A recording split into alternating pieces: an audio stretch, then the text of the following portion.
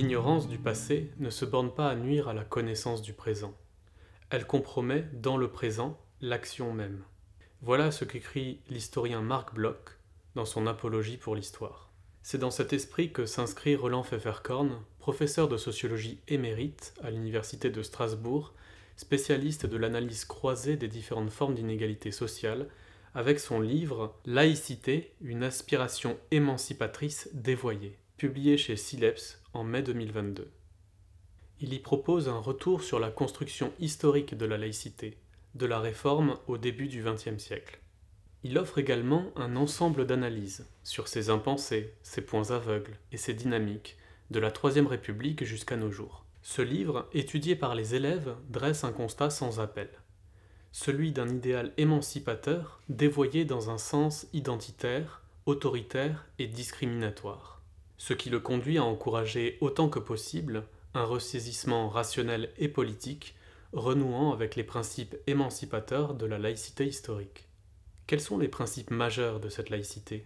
Bien entendu, la laïcité, en fonction de la loi 1905, c'est la séparation de l'Église ou des Églises et de l'État. Et bien entendu, c'est la primauté de la loi politique sur quelque loi religieuse que ce soit. La laïcité permet aux membres de la société de se libérer de la tutelle et des normes religieuses. Le premier grand principe qu'il ne faut pas perdre de vue, c'est que la laïcité concerne l'État. La laïcité ne concerne par exemple pas les élèves ni les parents d'élèves.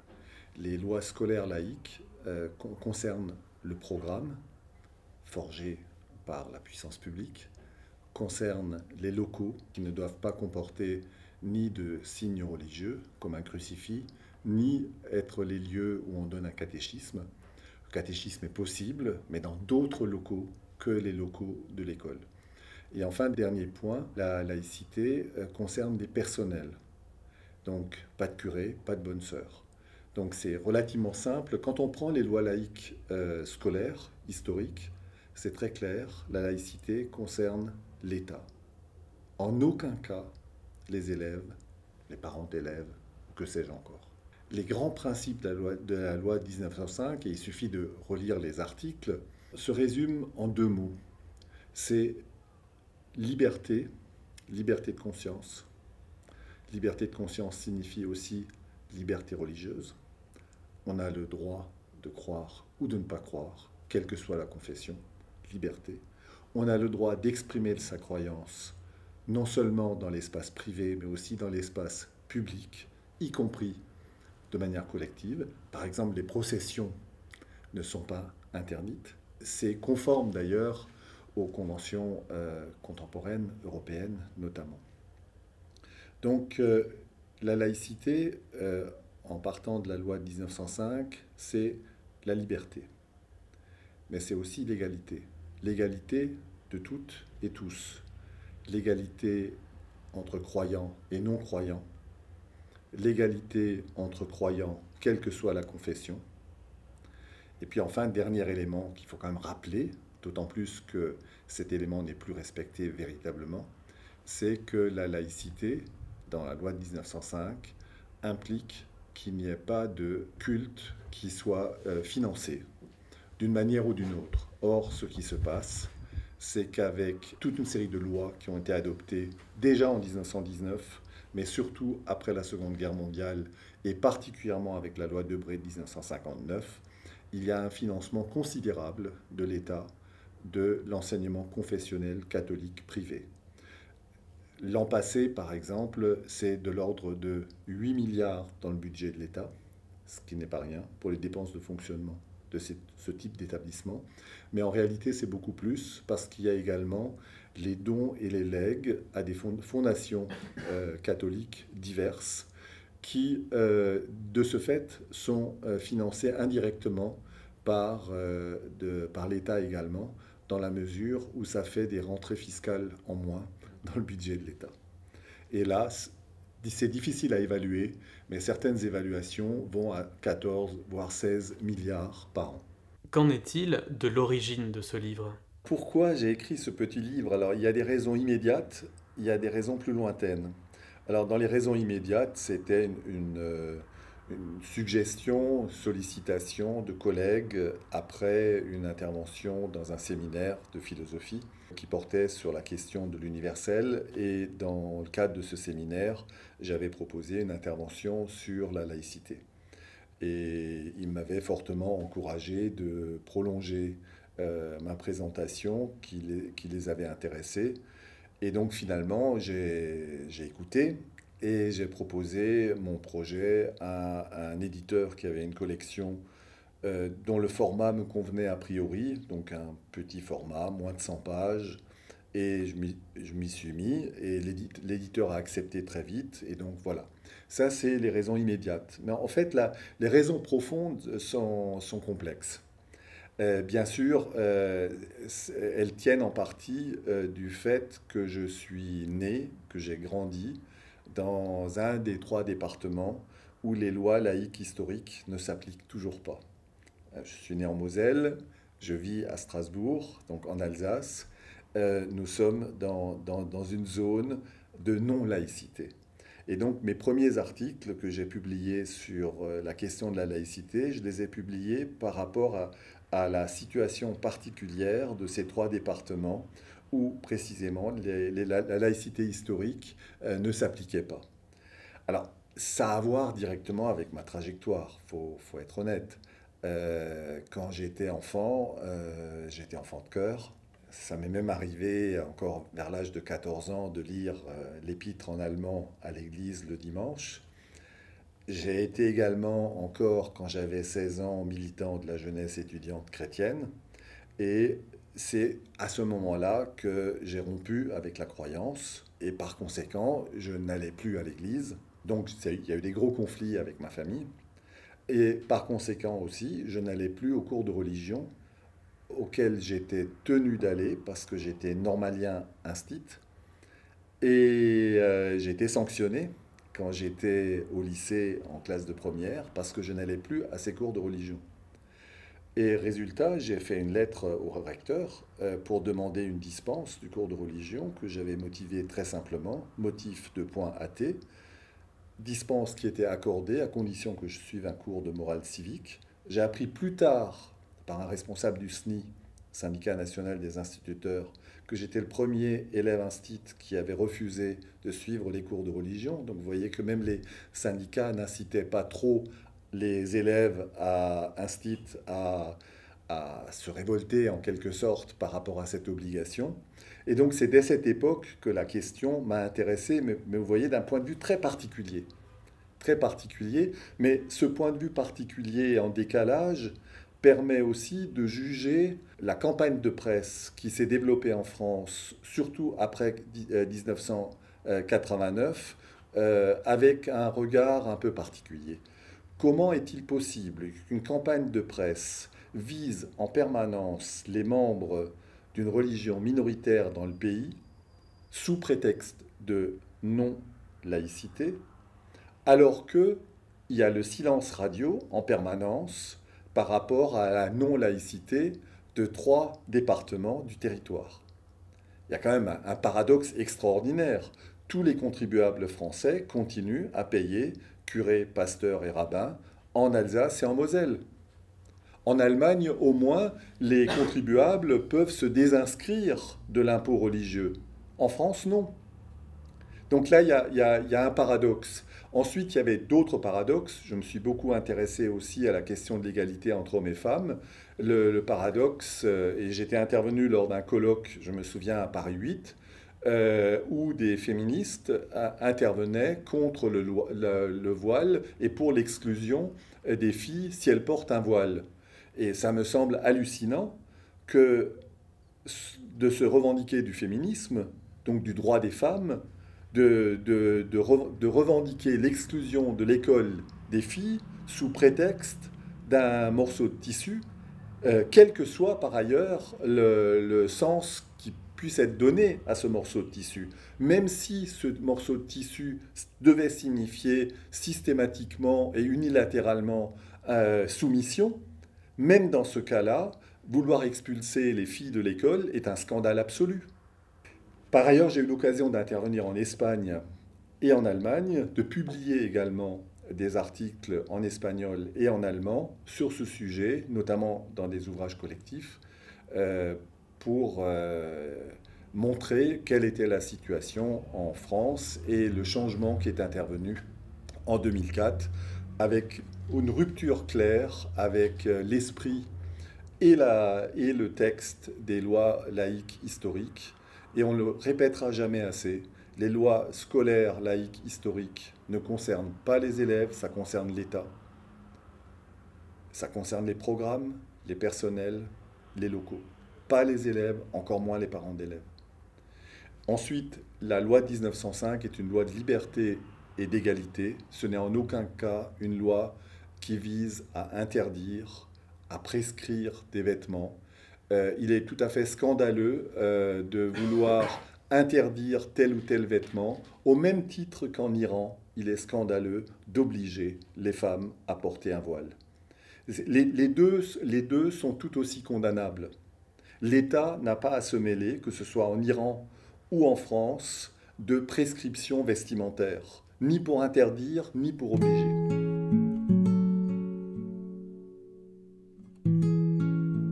Pour fédérer autour de la laïcité, grand principe républicain et idéal émancipateur, il est toujours bon de revenir sur sa définition, sur ses principes, sur son histoire, sur ses évolutions et sur ses enjeux. Mais il est également crucial de proposer aux élèves un espace de réflexion critique, de discussion, d'échange et d'interrogation autour de la laïcité. C'est en ce sens que nous avions organisé une rencontre en décembre 2021 avec l'historien Patrick Weil, spécialiste des questions d'immigration et de citoyenneté, qui était venu échanger avec les élèves autour de son livre alors récemment publié « De la laïcité en France ». Pour préparer la rencontre, qui a fait l'objet d'un podcast, les élèves avaient lu et étudié tout ou partie du livre et développé leurs réflexions et leurs questionnements. Comme il l'écrivait dans son introduction, la laïcité est perçue par trop d'élèves comme un catéchisme répétitif, vide de sens, voire comme un régime d'interdits discriminatoire. C'est pour pallier à cela qu'il importe de construire cet espace de connaissance, de réflexion, de questionnement et d'échange. Et c'est dans cet esprit que nous avons souhaité agir. C'est ainsi que l'année scolaire suivante, début février 2023, nous avons organisé une seconde rencontre, cette fois-ci avec le sociologue Roland Pfefferkorn, autour de son livre « Laïcité, une aspiration émancipatrice dévoyée », en engageant le même type de travail avec les élèves, mais en imaginant, cette fois-ci, comme production finale, un film.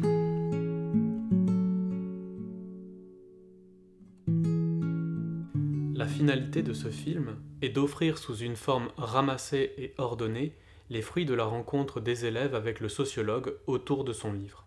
Si, du fait de contraintes temporelles et pratiques, les élèves n'apparaissent pas à l'écran, leurs réflexions et questions sont en revanche omniprésentes et fournissent la trame du film qui s'articule en 3 parties. Dans la première, dans sa conférence, Roland Pfefferkorn revient sur la construction historique de la laïcité, essentiellement depuis la Révolution de 1789 jusqu'à la loi Debré de 1959, en passant par les points aveugles de la laïcité historique. Dans la deuxième partie, un premier entretien portant sur des aspects et des enjeux contemporains de la laïcité en France permet d'échanger avec les élèves autour d'un ensemble de questions qui les ont particulièrement interpellés. La troisième et dernière partie prolonge et approfondit l'entretien sur plusieurs questions, soit parce qu'elles n'ont pas pu être abordées par les élèves, soit parce qu'elles permettent de les compléter en interrogeant d'autres aspects.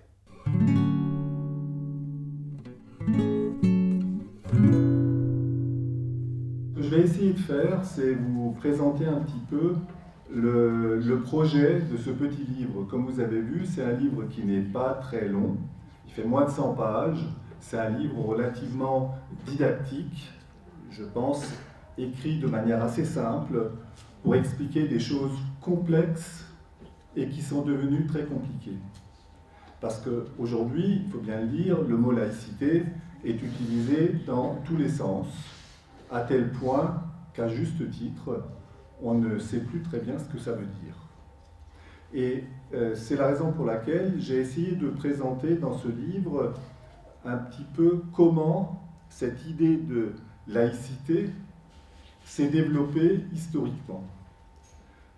D'abord, elle s'est développée progressivement après une période de grande guerre politico-religieuse en Europe, ce qu'on appelle les guerres de 30 ans. Auparavant, il y avait aussi des guerres de religion en France.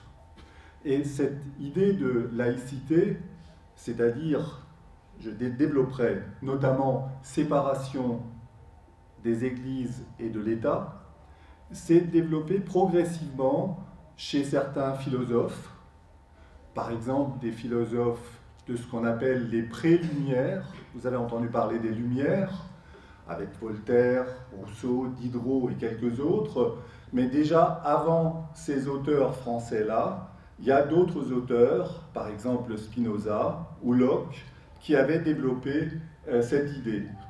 Je vous donne juste une citation pour vous montrer que c'est une idée qui germe très tôt. Locke écrivait dans le traité sur la tolérance en 1689 la phrase suivante: « Il faut faire en sorte que l'Église fût complètement séparée du pouvoir politique. » Vous voyez, le programme est déjà là. Alors bien entendu, cette idée laïque ne va pas se développer facilement ni rapidement. Il va y avoir des étapes qui vont être assez complexes et qui vont être différentes dans les différents pays européens. Parce que d'emblée, je voudrais dire une deuxième chose. Souvent on dit la laïcité, c'est quelque chose de spécifique à la France. Et c'est totalement faux. L'aspiration à la laïcité, l'aspiration à la séparation des églises et du pouvoir politique est une aspiration qui est largement partagée dans toute l'Europe, et même au-delà. Je reviendrai sur ce sujet tout à l'heure. Bien. Avant de poursuivre, je voudrais définir deux mots. J'aimerais que vous les reteniez, ces deux termes. C'est le mot de laïcité ou de laïcisation. Vous voyez, quand on parle de laïcisation, on insiste sur le processus.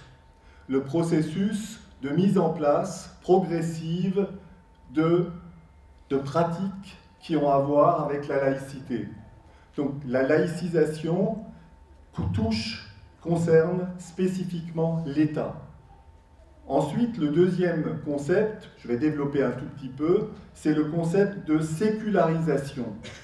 Le concept de sécularisation concerne les sociétés dans leur ensemble. Donc vous voyez, je fais la distinction. Laïcisation, ça concerne l'État. La sécularisation, ça concerne la société et les membres de la société dans leur ensemble. Alors la laïcisation de l'État se caractérise par quoi en termes de programme ou d'objectifs tel qu'il est formulé par de nombreux auteurs des Prélumières ou des Lumières. Séparation entre l'État et les églises, j'ai cité Locke tout à l'heure, mais également affirmation de l'indépendance de la loi politique par rapport à la loi religieuse,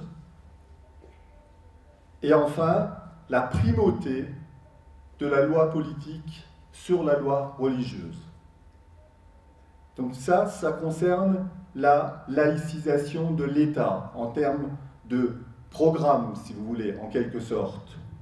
La sécularisation de la société civile, elle, renvoie à la libération progressive de la société, donc de ses membres, des tutelles religieuses, c'est-à-dire des normes religieuses en matière de mœurs et de croyances. Ce n'est pas parce que telle église ou telle religion interdit ceci ou cela que les membres doivent forcément suivre ces interdits. Alors, ce processus, qui est un long processus historique, la fin de la guerre de 30 ans, c'est 1648. Vous voyez ? En France, on va maintenant faire un grand saut jusqu'à la Révolution de 1789, qui elle-même, la Révolution de 1789, va comporter des étapes très rapides. Mais la Révolution de 1789 va poser un certain nombre d'avancées. En effet, il va y avoir déjà, à l'époque, un certain nombre d'avancées où le pouvoir religieux va se voir dépossédé de certains privilèges. J'en mentionne juste un. Avant la Révolution française, il y avait des registres de baptême, de mariage religieux et d'enterrement, de décès religieux. À partir de la Révolution française, ce n'est plus le clergé séculier qui va s'occuper de ces éléments-là, de l'état civil, mais ça va être les communes. On va avoir cette fois-ci un enregistrement des naissances et non plus des baptêmes, l'enregistrement des mariages civils qui seul compte, même si on peut continuer à doubler le mariage civil d'un mariage religieux, et enfin, les décès, les enterrements vont être civils, même si là aussi ça peut être doublé. Mais l'enregistrement, c'est la commune, ce n'est plus le clergé. Donc, je suis remonté volontairement loin en arrière pour vous montrer que ce processus de laïcisation de l'État, c'est donc un processus où l'État reprend des attributions qui auparavant étaient dans les mains de l'Église catholique en France ou des églises éventuellement, quand il y en avait plusieurs. La Révolution française va également, pour la première fois, légaliser le divorce. Avec l'Église catholique, le divorce n'était pas possible. D'accord ? Il y a d'autres mesures qui vont être prises, mais l'enseignement primaire va rester sous la coupe du clergé. L'enseignement secondaire, qui touche très peu de monde, par contre, va être laïcisé.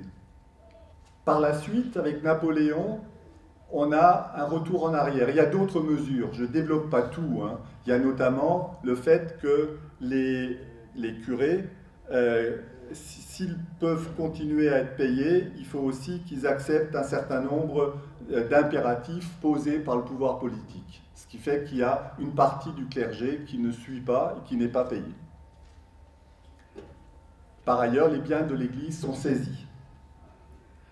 Avec Napoléon, la question des biens reste en l'état. Par contre, il va signer un concordat, un accord avec le Vatican, qui va garantir le fait que tous les curés vont être payés par l'État. En même temps, l'Église va reprendre un peu du poil de la bête, notamment au niveau de l'enseignement primaire, mais qui est dans assez mauvais état, hein, c'est assez rudimentaire dans beaucoup d'endroits. Par la suite, on va avoir une longue période, je dirais, d'une tendance au recul. Cette longue période va de Napoléon jusqu'à la fin du Second Empire. Dans cette longue période, l'Église catholique va asseoir son pouvoir sur l'enseignement primaire, mais aussi sur l'enseignement secondaire, en particulier avec la loi Fallou, mais ce n'est pas la seule. Dans le cadre de la loi Fallou, par exemple, l'enseignement religieux non seulement est obligatoire, mais c'est le premier enseignement qui est cité. L'Église est très puissante, à la fois le clergé, je dirais, ordinaire, séculier, les curés, etc., mais aussi les congrégations religieuses. L'école publique est assurée pour les filles quasi exclusivement par des bonnes sœurs, des congrégations. Et les conflits qui vont avoir lieu par la suite, sous la Troisième République, vont notamment concerner cette question. Voilà, très rapidement, je suis allé trop vite, mais je voudrais mentionner le fait que pendant toute cette période, la question laïque est devenue une revendication dans plein de pays en Europe, qu'au Mexique, les premières lois laïques sont adoptées, que plus tard, avant la loi de 1905 en France, le Brésil également adopte des lois laïques. Donc tout ça pour vous montrer que ce n'est pas un phénomène ou un processus spécifiquement français, comme on le dit souvent. Alors le grand changement intervient sous la Troisième République.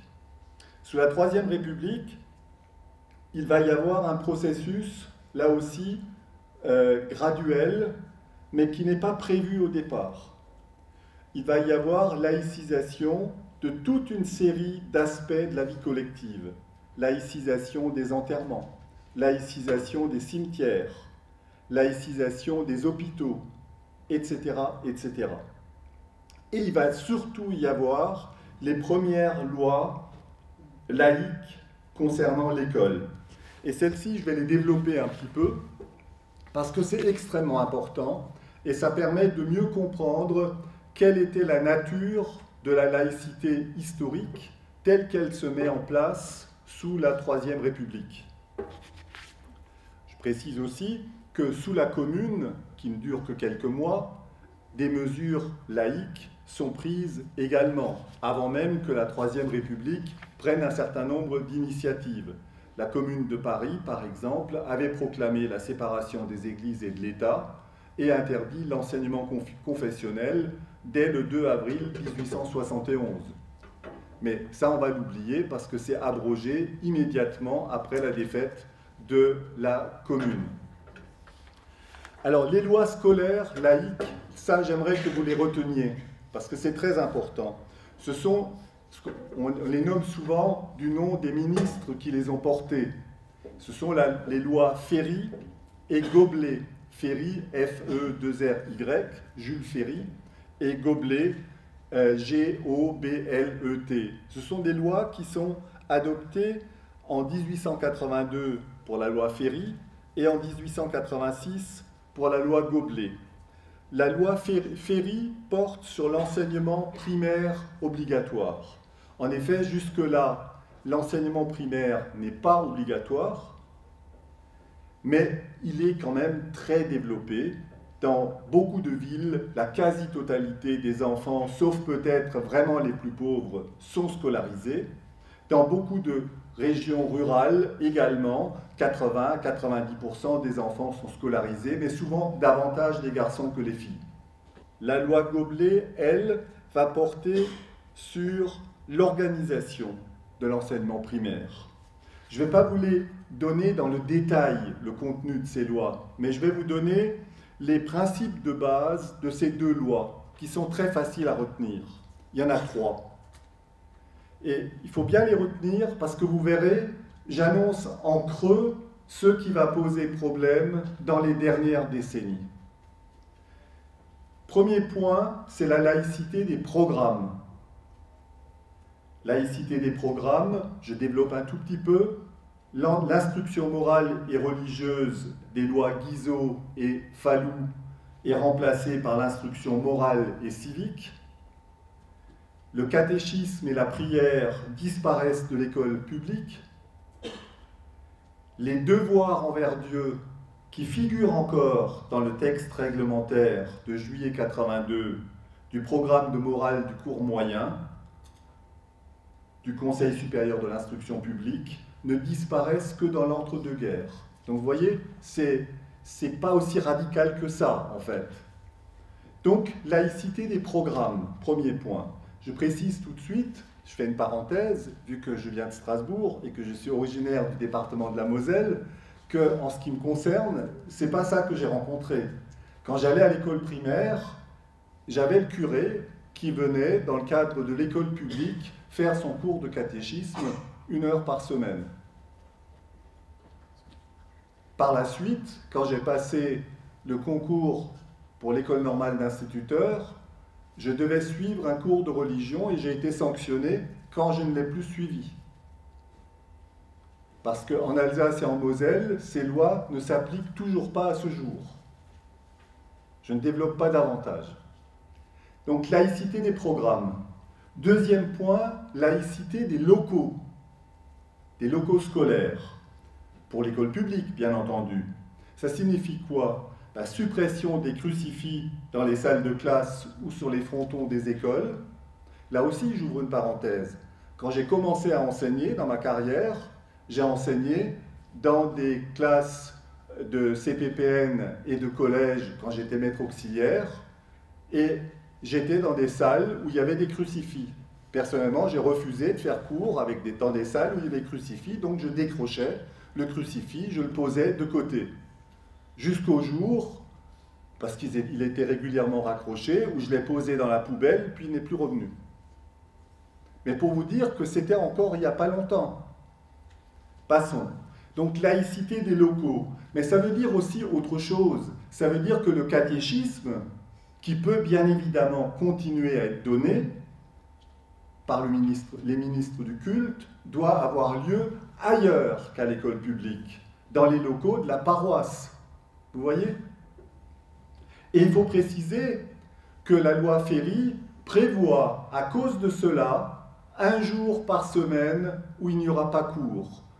Jusqu'au début des années 70, ce sera le jeudi. Après, c'est le mercredi. Et ça a été prévu, ce jour sans cours, pour que les élèves puissent, si les familles le souhaitent, aller au cours de catéchisme dans leur paroisse. D'accord? Mais les locaux de l'école publique ne doivent pas accueillir de cours de catéchisme. Et enfin, il y a un troisième principe, c'est la laïcité des personnels. La laïcité des personnels proclame l'incompatibilité entre le statut de clerc, de curé, de bonne sœur, et la fonction d'enseignant dans l'école publique. Donc le personnel ne peut pas être curé, pasteur ou bonne sœur, par exemple. Là aussi, je refais une parenthèse, vu que je viens d'un des 3 départements où ces lois laïques historiques ne s'appliquent pas. Dans mon village d'origine, toutes les filles étaient scolarisées à l'école publique avec des bonnes sœurs. Donc voilà, ça permet de réfléchir déjà. Donc vous avez compris, les lois scolaires historiques de la fin du XIXe siècle, la loi Ferry et la loi Goblet, posent comme principe la laïcité de l'État, des programmes, des locaux et des personnels. Vous avez pu remarquer que les élèves ne sont pas concernés. On ne peut donc pas aujourd'hui dire, par exemple, en interdisant tel ou tel signe ou habit, que c'est dans la tradition des lois laïques historiques. C'est faux, c'est une rupture. Toute une série d'autres mesures sont prises. Le repas dominical du dimanche est supprimé. Ça va poser des problèmes parce qu'il y a des patrons qui vont en profiter pour faire travailler les gens 7 jours par semaine. Et il faudra attendre le début du XXe siècle pour que un jour de congé hebdomadaire soit de nouveau inscrit dans la loi, mais pas forcément le dimanche. J'ai parlé du divorce, j'ai parlé des enterrements, j'ai parlé des cimetières publics. Et il ne faut pas oublier les hôpitaux, parce que longtemps, les hôpitaux étaient aussi un apanage du clergé, et notamment des bonnes sœurs. Là aussi, je prends l'exemple de mon village d'origine, et je ne date pas du Moyen-Âge. Dans mon village, il n'y avait ni médecin, ni infirmier ou infirmière. Jouaient le rôle d'infirmière, 2 bonnes sœurs. J'ai été soigné par l'une d'entre elles, très bien d'ailleurs, mais vous voyez, on n'est pas... La religion est toujours présente là. Bien. Suite à ces premières mesures que j'ai mentionnées, il y a un des proches collaborateurs de Jules Ferry, Ferdinand Buisson, qui va proposer une première définition que vous pouvez retenir de la laïcité, ou pour être plus précis, de l'État laïque. Comme je l'ai dit, la laïcité concerne l'État. Alors je cite Ferdinand Buisson, dans le dictionnaire de pédagogie et d'instruction primaire de 1887, « L'État laïque est un État neutre entre les cultes, indépendant de tous les clergés, dégagé de toute conception théologique. » Voilà une première définition à l'époque de la laïcité. La loi de 1905, qui va intervenir quelques années plus tard, n'était pas anticipée. J'insiste sur ce point. C'est-à-dire que quand les lois laïques scolaires sont votées, leurs artisans ne prévoient pas d'aboutir à la loi de 1905. La loi de 1905 arrive dans un contexte de grande tension entre l'Église catholique et les gouvernements républicains en place au début du XXe siècle, et en particulier dans le contexte de l'affaire Dreyfus. Et c'est dans ce cadre-là que la loi de 1905 va va arriver. Le contexte. Encore, c'est important toujours d'avoir le contexte. Si vous n'avez pas les éléments de contexte, vous ne comprenez rien. Vous ne comprenez pas d'où ça vient, pourquoi, etc. Le contexte, c'est les avancées de la laïcité dans d'autres pays, au Mexique, au Brésil.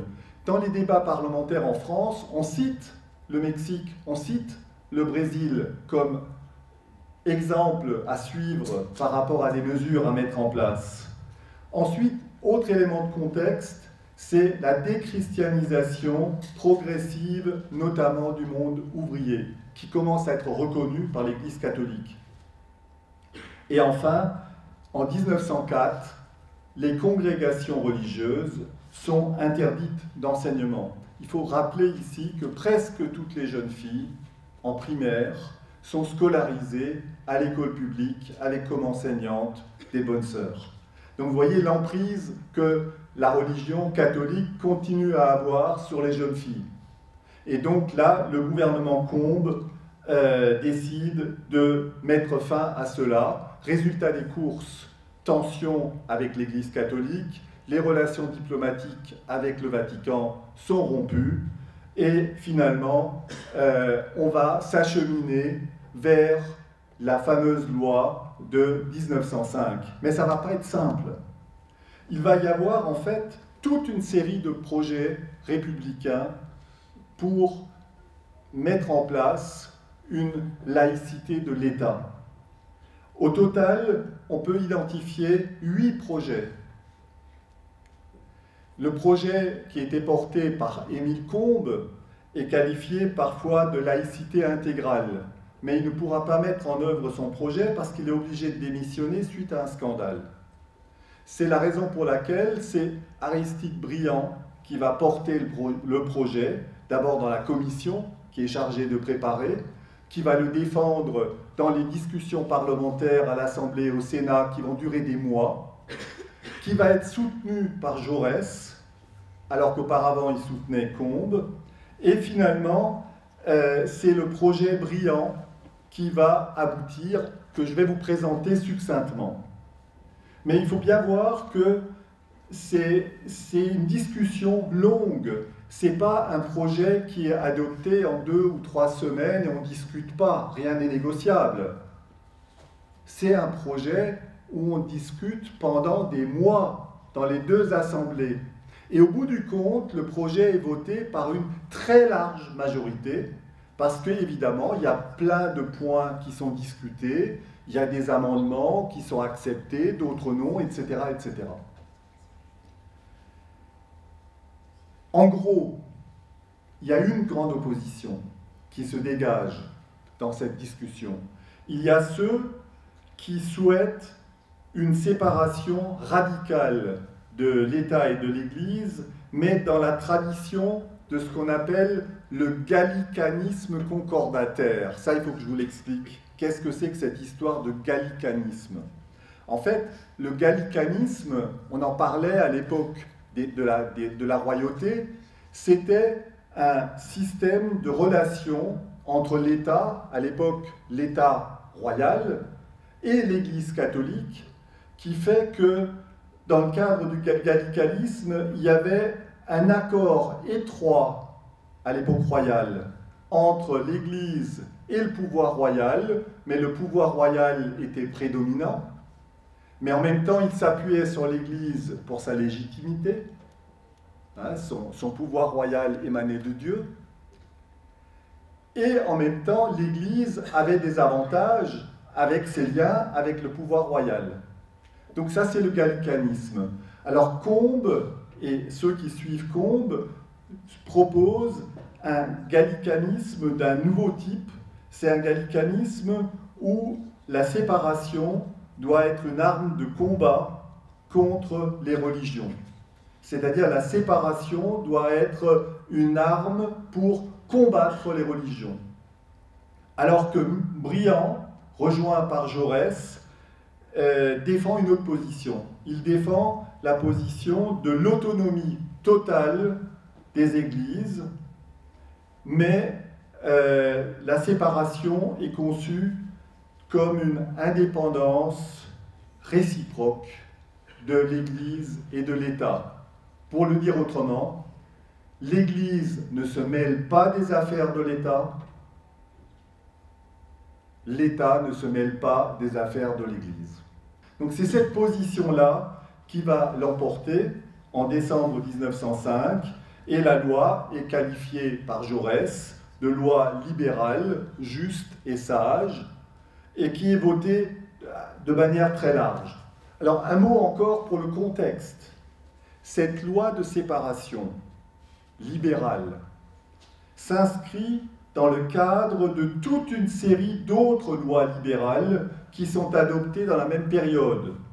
Il y a en effet la loi sur la liberté de réunion, juin 81, la loi sur la liberté de la presse, juillet 1881, la loi relative à la création de syndicats professionnels, mars 1884, et enfin la loi de juillet 1901 relative aux associations, contrats d'association.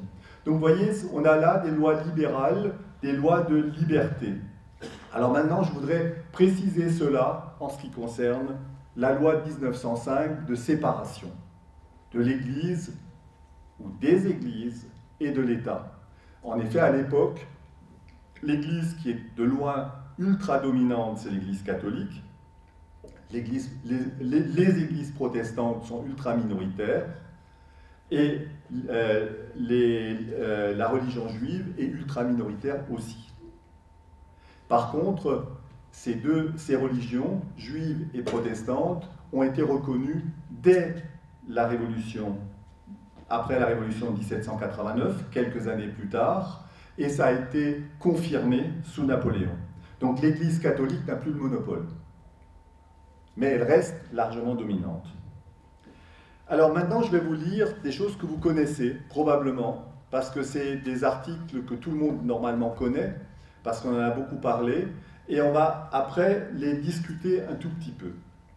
Les deux premiers articles de la loi 1905 exposent les principes généraux. Je lis le premier article, « La République assure la liberté de conscience ». L'article se poursuit, « Elle garantit le libre exercice des cultes, sous les seules restrictions édictées ci-après dans l'intérêt de l'ordre public ». Je ne donne pas le détail, concrètement, il s'agit de dire que les religions, les églises doivent respecter l'ordre public au même titre que n'importe quel autre groupement. Article 2. La République ne reconnaît, ne salarie, ni ne subventionne aucun culte. Ça, c'est à retenir, c'est fondamental. Elle ne reconnaît, ne salarie, ni ne subventionne aucun culte. Je ne développe pas la suite, parce que là, on prévoit notamment ce qui va être supprimé par rapport à la situation antérieure, mais on précise, là c'est la nuance de taille, pourront toutefois être inscrites au dit budget les dépenses relatives à des services d'aumônerie et destinées à assurer le libre exercice des cultes dans les établissements publics tels que lycées, collèges, écoles, hospices, asiles et prisons. En d'autres termes, la loi prévoit que des aumôneries de tous les cultes puissent exister dans tous les lieux fermés. Bien entendu, vous allez me dire, les lycées, les collèges, les écoles ne sont pas totalement fermés, enfin une partie l'est parce qu'il y a des internats, etc. En d'autres termes, et c'est ça qu'il faut retenir, la liberté de conscience intègre la liberté religieuse, y compris, c'est détaillé dans les articles suivants, dans sa dimension collective et publique. Donc quand on a entendu ces dernières décennies des gens argumenter que la liberté religieuse c'est strictement privé, c'est pas public, c'est faux. La loi de 1905 reconnaît explicitement la dimension collective et publique. Par exemple, les processions. Et pas seulement en Alsace-Moselle, là, partout. Et enfin, l'exercice des cultes est libre. L'État n'a pas vocation à contrôler les églises. Vous verrez que là aussi, ce n'est pas exactement ce qui se passe, notamment pour le culte musulman, où depuis quelques décennies, il y a des velléités de l'État de contrôler le culte musulman. Je ne développe pas d'autres points, mais il faut bien comprendre une chose, c'est que les convictions religieuses peuvent s'exprimer comme n'importe quelles autres convictions, des convictions athées, des convictions d'incroyance, quelles que soient lesquelles, dans l'espace public, dans les limites du droit commun communal. Il n'y a pas besoin de loi spéciale. Je dirais simplement encore concernant la loi de 1905, pour faire un rapprochement avec aujourd'hui, que cette loi de 1905 anticipe très largement les exigences conventionnelles contemporaines. Par exemple, l'article 9 de la Convention européenne des droits de l'homme précise que le droit à la liberté de religion implique, je cite, « la liberté de manifester sa religion ou sa conviction, individuellement ou collectivement, en public et en privé. » Donc, telle qu'elle est mise en place en 1905, la laïcité instaure bel et bien une rupture, parce qu'effectivement, il s'agit de déposséder les églises du contrôle qu'elles peuvent exercer par toute une série de biais sur la population, mais dans une logique libérale. Elle est conçue comme un dispositif visant la liberté, liberté de pensée, liberté d'opinion, liberté de culte. Un dispositif visant également par ailleurs l'égalité, égalité de traitement de toutes et tous, indépendamment des croyances de chacun. Qu'on soit croyant de telle ou telle religion ou incroyant, c'est l'égalité de toutes et tous. Donc construite autour de trois principes fondamentaux, la laïcité, je vais redire la même chose mais autrement, a d'abord affirmé la liberté de conscience. Elle a ensuite posé le principe de séparation des églises et de l'État. L'État ne peut plus reconnaître une religion, ne peut plus subventionner une religion. Et enfin, la laïcité a veillé à permettre la libre manifestation des convictions de tous, y compris des convictions religieuses. Les religions disposant par ailleurs d'une complète liberté d'organisation et de communication. Avant de poursuivre, je vais vous donner un exemple concret de la manière dont la discussion s'est déroulée dans les assemblées autour de la question notamment de ce qu'on autorise, de ce qu'on interdit, etc. C'est le fameux débat, fameux pour ceux qui le connaissent, le débat sur le port de la soutane. En effet, pendant la discussion qui aboutit à la loi de 1905, certains souhaitaient limiter les manifestations extérieures du culte. Certains voulaient interdire les processions, ça a été rejeté. Mais certains voulaient aussi, en particulier le député Chabert, interdire le port de la soutane. Alors je vais vous donner les arguments du député Chabert à l'époque qui propose d'amender la loi pour interdire le port de la soutane. Si je vous donne cet exemple, c'est évidemment pas par hasard. C'est parce qu'il y a une analogie très étroite à faire avec la campagne de presse des dernières décennies autour du port du voile ou du foulard. Que nous dit Chabert? Je le cite. « La soutane, c'est un vêtement long et noir en forme de robe, un costume spécial qui jure si étrangement avec les mœurs et les goûts modernes, qui ne cesse de soulever des controverses nombreuses ou de donner lieu à des polémiques ardentes.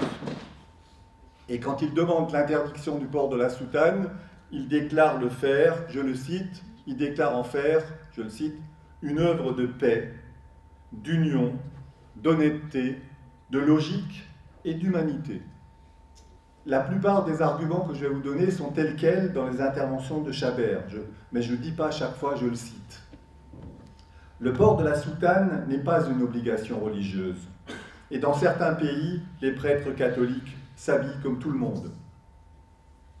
Deuxième argument, le costume spécial dont s'affublent les religieux peut favoriser leur autorité sur une partie de la population. Autrement dit, la soutane est un vêtement plus politique que religieux. Troisième argument, la Révolution l'avait interdit. Son usage ne s'est développé qu'en raison de l'influence croissante de l'ultramontanisme soumis à l'étranger. Concrètement, c'est Rome. Quatrième argument, par son aspect ostentatoire, c'est un acte permanent de prosélytisme. Le costume religieux n'est-il pas essentiellement un emblème? Son port n'est-il pas au premier chef une manifestation confessionnelle? Le costume est une prédication vivante. Cinquième argument. Le costume rend le prêtre prisonnier de sa longue formation cléricale, prisonnier de son milieu étroit, prisonnier de sa propre ignorance, je dirais presque de sa propre sottise. Autre argument encore, là aussi vous l'avez entendu pour le voile, c'est un signe de soumission. Supprimer le costume et aussitôt le prêtre échappe à son supérieur, s'évade vers le siècle, vers les idées, vers la vie. Chabert. Enfin, c'est une entrave. Ôtez sa robe, vous libérez son cerveau. Les plus intelligents, les plus instruits attendent avec anxiété cette loi qui les rendra libres. Vous voyez que l'argumentation est assez pittoresque, mais qu'elle est quand même étrangement proche de celle qui sera développée un siècle plus tard à propos du foulard. Toujours est-il que l'amendement Chabert va être rejeté massivement par les députés et les sénateurs à l'époque, et qui vont suivre les arguments de Briand. Et les arguments de Briand, j'aimerais vous les lire aussi, parce qu'ils sont tout à fait remarquables. Et en plus, ils ne manquent pas d'humour. Je cite Briand. « Ce serait encourir le reproche d'intolérance, et même s'exposer à un danger plus grave encore, le ridicule, que de vouloir, par une loi qui se donne pour but d'instaurer dans ce pays un régime de liberté, au point de vue confessionnel, d'imposer aux ministres des cultes l'obligation de modifier la coupe de leurs vêtements. » L'argument de Briand est absolument génial. Mais ce n'est pas tout. Deuxième argument. À supposer que la loi de séparation des églises et de l'État intègre cette interdiction de la soutane, on peut compter sur l'ingéniosité combinée des prêtres et des tailleurs pour créer un vêtement nouveau, pour permettre de distinguer au premier coup d'œil un prêtre de tout autre citoyen. Et enfin, troisième argument, ce costume n'existe plus pour nous avec son caractère officiel. La soutane devient un vêtement comme les autres, accessible à tous les citoyens, prêtres ou non. Vous voyez, c'est la finesse de l'argumentation. Et pendant des décennies, il va y avoir, bien entendu, des prêtres qui vont porter la soutane, mais pas seulement des prêtres. On aura des prêtres et d'autres ministres du culte qui vont être élus, députés, maires. Vous avez tous entendu parler de l'abbé Pierre. Mais l'abbé Pierre, au lendemain de la Libération, va être élu 3 fois député. Le chanoine Kir va être député-maire de Dijon durant 22 ans, et tous les deux prendront la parole au Parlement, vêtus d'une soutane, déposeront leur bulletin dans l'urne vêtus d'une soutane, sans que cela soit considéré comme une atteinte à la laïcité, voire comme une manifestation de séparatisme. Vous voyez, retourner en arrière, lire les débats parlementaires, voir les arguments qui ont été opposés à l'époque, permettent de se faire une idée de l'esprit libéral de la loi de 1905, et je termine là-dessus, loi de liberté, loi d'égalité. Alors comment cette loi va-t-elle être accueillie? Je vous le dis tout de suite, très mal par l'Église catholique. Il va y avoir des lettres encycliques, plusieurs, pour condamner la laïcité française. J'en cite juste une, la lettre encyclique du 11 février 1906. Une citation, « Cette loi laïque, la 1905, mais pareil pour les lois scolaires, acte éminemment funeste et blâmable. La séparation est une thèse absolument fausse, une très pernicieuse erreur. Elle bouleverse l'ordre très sagement établi par Dieu dans le monde. » D'autres encycliques suivront, mais il faut que j'ajoute un mot à propos de l'islam. En effet, les musulmans à l'époque vivent majoritairement dans les colonies, et notamment en Algérie. Or, que se passe-t-il en ce qui concerne l'islam? La loi de 1905 ne s'applique pas. Ce qui explique qu'aujourd'hui encore, dans certains confettis de l'Empire, comme on dit, Guyane, mais aussi dans quelques autres lieux, elle ne s'applique toujours pas. J'espère ne pas vous avoir trop surpris dans toute cette première partie de mon exposé, en parlant surtout du passé. Mais je pense qu'il était important de revenir sur le passé pour préciser les choses, pour permettre de mesurer les limites des lois laïques historiques, mais aussi la rupture qui est intervenue ces quelques dernières décennies, mais même déjà auparavant. Alors d'abord, je voudrais insister sur un point qui généralement n'est pas traité. Ça concerne les points aveugles de la laïcité historique. Le premier point aveugle, je l'ai déjà mentionné rapidement tout à l'heure, pas de laïcité dans les colonies. Par ailleurs, on n'oubliera pas que le principe même des colonies, c'est le principe du postulat de l'inégalité raciale qui va se traduire par l'inégalité juridique, par exemple avec le code de l'indigénat en Algérie, qui va attribuer des droits différents en fonction des catégories de population, et notamment des droits inférieurs aux populations musulmanes. Je rappelle une citation de Jules Ferry qu'on oublie, c'est pas seulement le chantre de l'école laïque et obligatoire, il disait aussi, 28 juillet 1885 à l'Assemblée nationale, il y a pour les races supérieures un droit, parce qu'il y a un devoir pour elles. Elles ont le devoir de civiliser les races inférieures. Concernant la scolarisation en Algérie, il faut rappeler que tout simplement, il y a séparation entre les enfants des indigènes et les enfants des colons. En réalité, les enfants des indigènes ne sont pas scolarisés ou que très peu scolarisés dans l'école publique jusqu'en 1940-50. J'ai ici la courbe qui indique que pendant très longtemps, il n'y avait quasiment pas de scolarisation des enfants musulmans en Algérie. Donc on retiendra l'école séparée en Algérie, séparée avec le principe à la fois racial et religieux. C'est quand même un sacré point aveugle pour la laïcité. Le deuxième point, c'est également rarement mentionné. On nous parle à l'époque, à tout bout de champ, de suffrage universel, mais ça ne concerne que les hommes. Les femmes sont exclues du suffrage universel.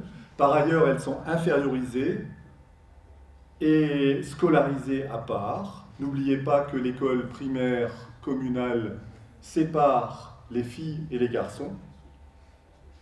Ensuite, les filles n'arrivent que très rarement au lycée, et encore plus rarement et très tardivement à l'université. Il faut attendre la fin du XIXe siècle pour que quelques dizaines de filles soient scolarisées au niveau lycée pour atteindre le bac. Et là aussi, je vous donne un chiffre, accrochez-vous. En 1905, l'année de la loi, on a très exactement, concernant la part des filles parmi les bacheliers, on a très exactement, accrochez-vous, 0,04% de filles parmi les bacheliers. Ça veut dire qu'en 1905, les bacheliers, c'est des garçons. Mais maintenant, je passe à l'autre point, c'est que les garçons sont les garçons des classes supérieures de la société, des classes privilégiées. Il faut savoir qu'il y a une autre séparation entre l'école pour le commun, l'école primaire, et l'école pour les privilégiés. Le lycée est précédé de ce qu'on appelle à l'époque le petit lycée, c'est les classes primaires dans le lycée, le collège dans le lycée. Ces classes primaires sont payantes, ce qui fait qu'il y a très peu de gens ordinaires qui sont scolarisés dans les lycées. On a donc une séparation radicale. Quel est le résultat de tout ça? Là aussi, je vous donne un chiffre. Avant 1914, seul un élève du primaire sur 2000, vous avez bien entendu, 1 sur 2000, passe chaque année dans le secondaire.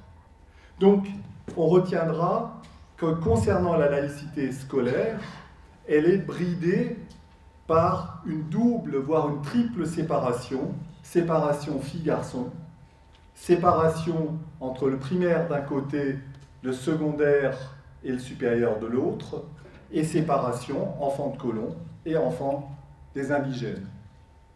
Vous voyez un petit peu, c'est quand même des points aveugles assez lourds. Concernant maintenant la période ultérieure, je vais résumer.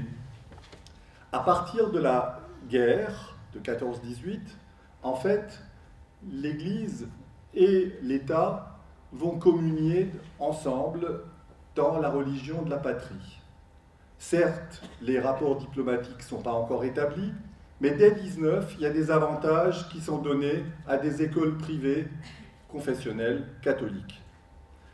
En 1925, il y a un renoncement qui va être entériné à nouveau après 1945 à étendre les lois laïques historiques à l'Alsace et à la Moselle, qui, au jour d'aujourd'hui, ne connaissent toujours pas l'application des lois laïques historiques. C'est-à-dire que tous les contribuables français payent les curés, les pasteurs et les rabbins en Alsace et en Moselle, et tous les élèves ont dans leur programme d'enseignement des cours de religion réputés obligatoires. Et il faut faire des demandes de dispense pour ne pas y assister. Et enfin, dernier élément, et ça c'est très important, il y a progressivement, après la Seconde Guerre mondiale, de plus en plus d'avantages qui sont accordés aux écoles confessionnelles majoritairement catholiques, parce que 98% des écoles confessionnelles sont catholiques. Et en particulier, il y a plusieurs lois. La loi Debré prévoit que l'État prenne en charge les dépenses de fonctionnement de ces établissements, s'il passe un accord avec l'État. Donc elles restent confessionnelles, catholiques, mais l'État paye les enseignants et paye les frais de fonctionnement. L'ensemble des sommes qui sont versées tous les ans à l'enseignement confessionnel catholique est assez difficile à évaluer parce qu'il n'y a pas seulement les sommes qui figurent dans le budget tous les ans. L'an passé, c'était autour de 8 milliards d'euros. C'est pas rien.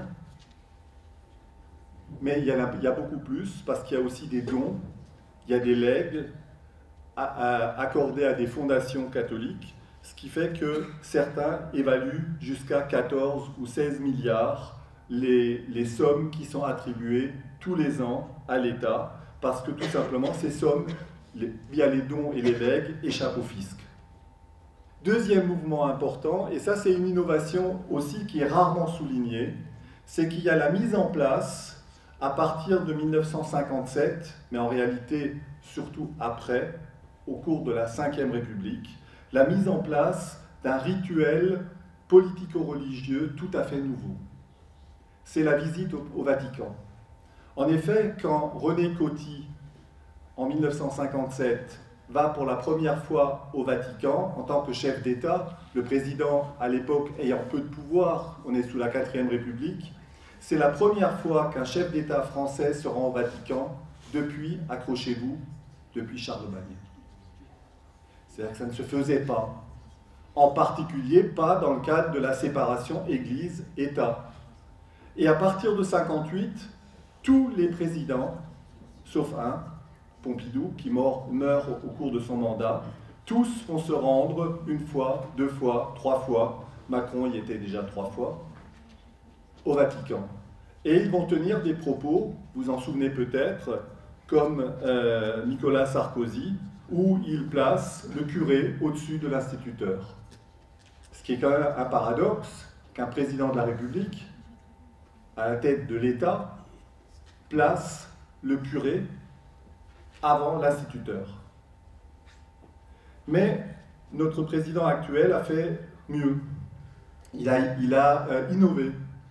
Jamais un président ou un chef d'État français ne s'est rendu à la conférence des évêques de France. Macron l'a fait.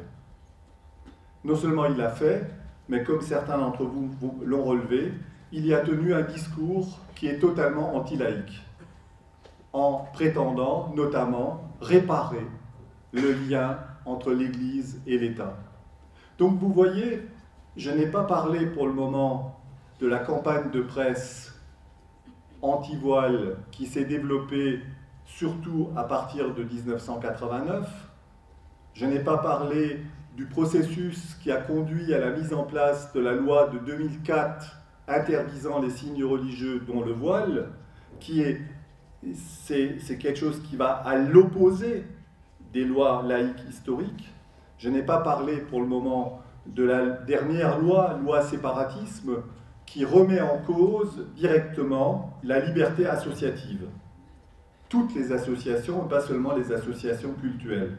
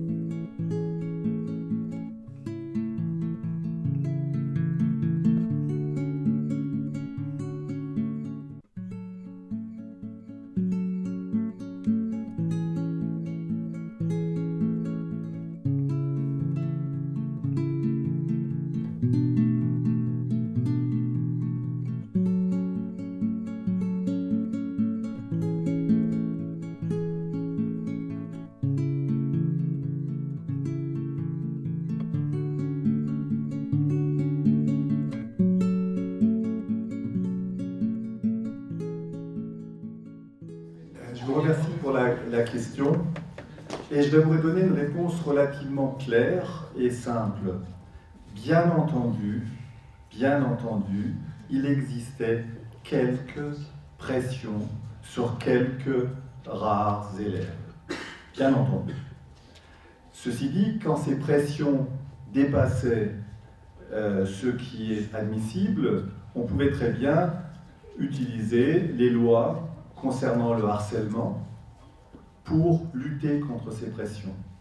Par ailleurs, à l'époque où la loi a été adoptée, il n'y avait rigoureusement aucune enquête permettant de justifier l'hypothèse de cette pression. C'est une hypothèse qui a été avancée, qui n'a jamais été démontrée. Bien au contraire, les enquêtes qui ont été menées depuis montrent que la pression que des intégristes exerceraient sur des élèves pour qu'elles portent le voile si elle a existé, elle a été marginale. Dans la plupart des cas, les filles qui portent le voile le portent parce qu'elles ont envie de le porter, aussi par défi, dans certains cas, c'est des adolescentes. Si on les stigmatise et qu'on les discrimine, ben, elles affichent pour montrer, ben oui, vous discriminez les musulmanes, mais moi je m'affiche comme telle. On a même un certain nombre d'élèves qui doivent faire face à la pression inverse des parents, où les parents leur demandent de ne pas mettre le voile, et elles le portent quand même, et elles sont confrontées à la pression des parents qui ne veulent pas qu'elles portent le voile. Donc cet argument de la pression, pour moi, est un argument qui est nul et non avenu, parce qu'il n'a jamais été démontré. Aucune enquête va dans ce sens.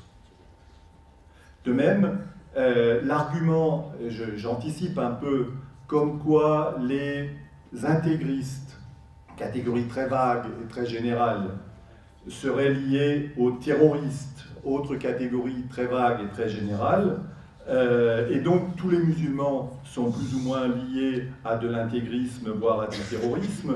En fait, ces mesures, la mesure anti-voile est une mesure qui vise tous les musulmans, pour être plus précis, toutes les musulmanes, qui potentiellement souhaiteraient mettre à voile. Laissons-les le mettre ou ne pas le mettre et l'enlever si elles veulent l'enlever. En règle générale, moi ce que j'ai observé à l'époque de la campagne de presse en 89, dans le lycée où j'enseignais à l'époque, c'était un lycée technique, il y avait 3-4 filles d'origine turque qui portaient un foulard. Quand il y a eu la campagne de presse, on est passé à une petite vingtaine. Quand la campagne de presse s'est calmée, on est redescendu de nouveau à 4-5. Vous voyez, c'est-à-dire que l'effet de la campagne de presse a été beaucoup plus important que toutes les pressions hypothétiques, supposées, etc. etc. Et j'insiste là-dessus, et la position de ceux qui ont utilisé cet argument pour avaliser des interdictions, en fait, ils sont allés à l'encontre de la liberté de conscience et de la liberté de religion, qui était le principe de la loi de 1905. Ils sont allés à l'encontre des lois scolaires historiques qui ne concernaient jamais les élèves, et en s'appuyant sur des hypothèses non démontrées. Je voudrais vous signaler un livre. C'est le livre de Samia Langar. C'est une des très rares enquêtes qui ont été menées. Elle l'a menée dans le cadre de sa thèse, dans un quartier de la banlieue de Lyon, où elle a fait une enquête qualitative extrêmement fine, où elle montre précisément que les filles ne portent pas le foulard. Dans son enquête, c'est 25 à 40% des filles qui portent le foulard en dehors de l'école. Et elle montre qu'elles ne portent pas le foulard parce qu'elles sont contraintes par la famille, par des grands frères ou que sais-je encore, mais elles le portent souvent par défi, par provocation aussi. C'est des adolescentes, ne l'oublions pas.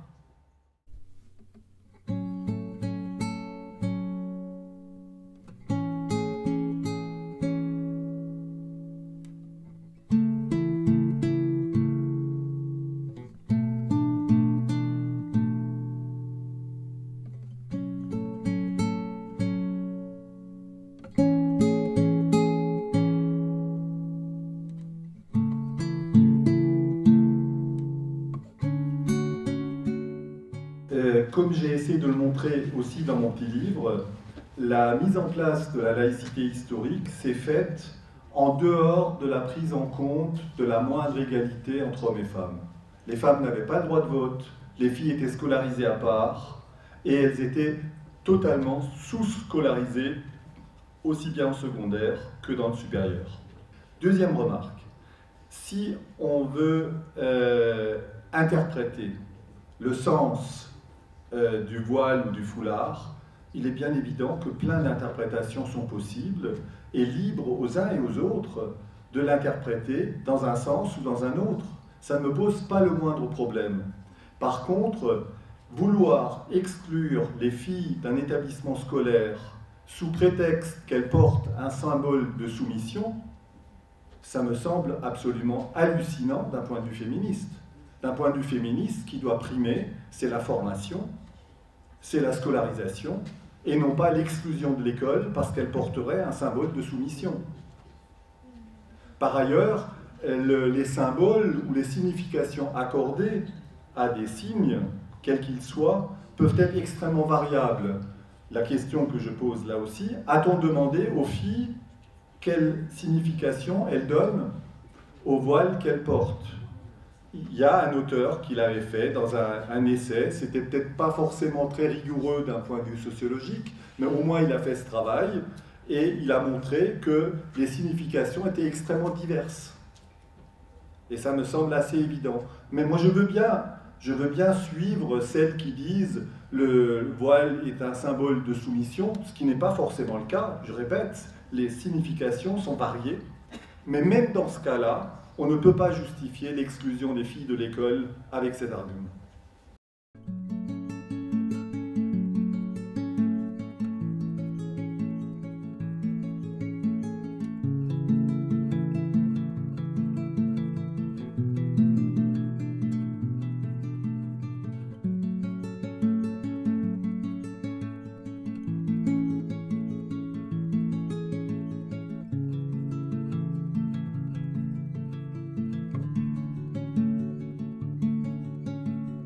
Alors merci pour cette question, je crois qu'il faut la décrypter.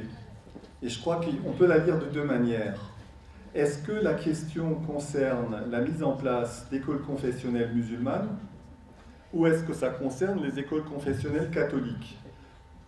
Parce que comme je l'ai rappelé tout à l'heure, les écoles confessionnelles catholiques bénéficient tous les ans d'un nombre impressionnant de milliards de subventions. D'accord ? Concernant les écoles confessionnelles privées musulmanes, elles ont pu en effet être créées grâce à la loi de 2004 interdisant les signes religieux et notamment le foulard.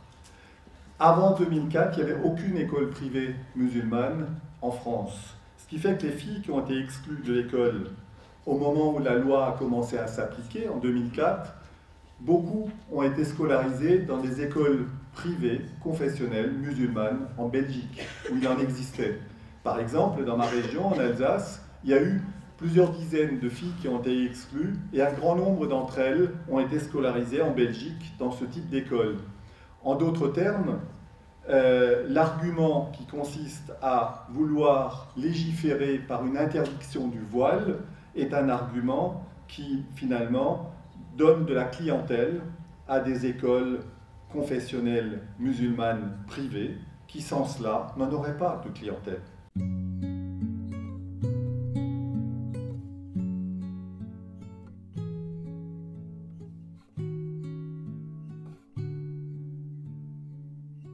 Merci là aussi pour votre question qui est extrêmement importante et je vais la subdiviser en deux si vous voulez bien.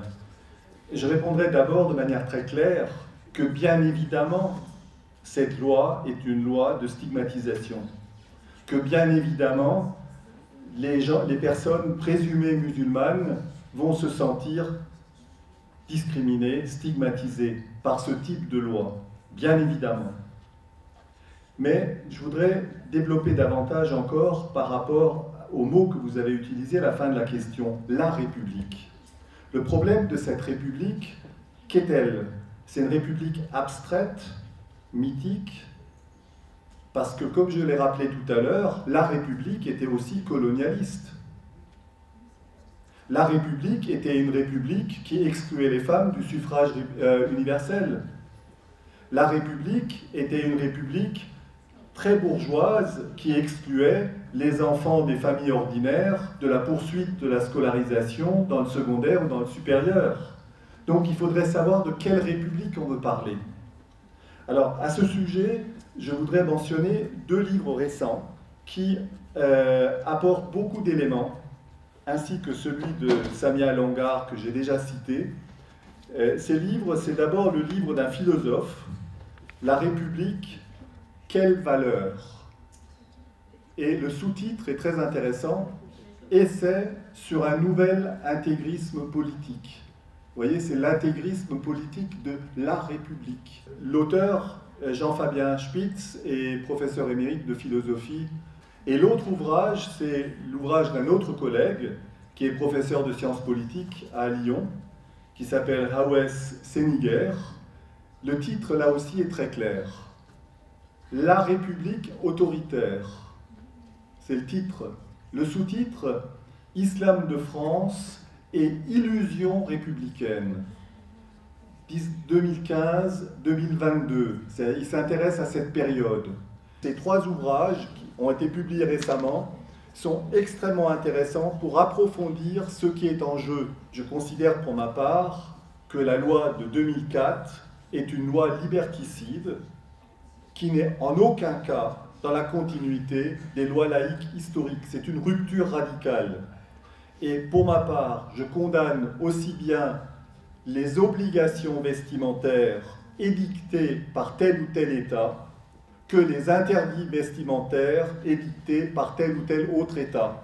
En d'autres termes, je considère pour ma part que l'interdiction de tels vêtements, par exemple le voile en France, est tout à fait répréhensible, au même titre qu'en Iran, l'obligation de porter un voile est répréhensible. À chaque fois, on porte atteinte à la liberté vestimentaire des femmes considérées. Peu importe du sens que les uns ou les autres peuvent donner à ce bout de tissu.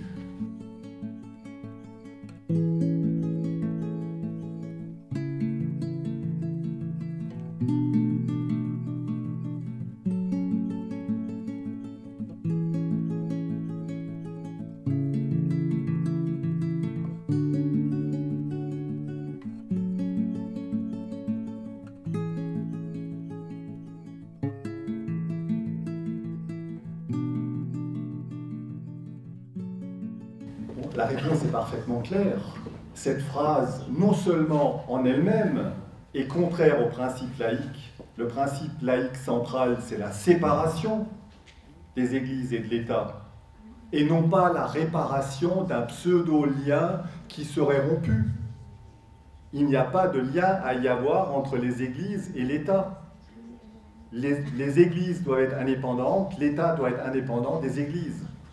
Donc c'est une rupture à ce niveau-là. Mais l'autre rupture, et j'insiste, c'est qu'il a prononcé cette phrase lors de la conférence des évêques de France. Jamais un chef d'État ne s'est rendu à la conférence des évêques de France pour prononcer cette phrase dans ce lieu. C'est une double rupture.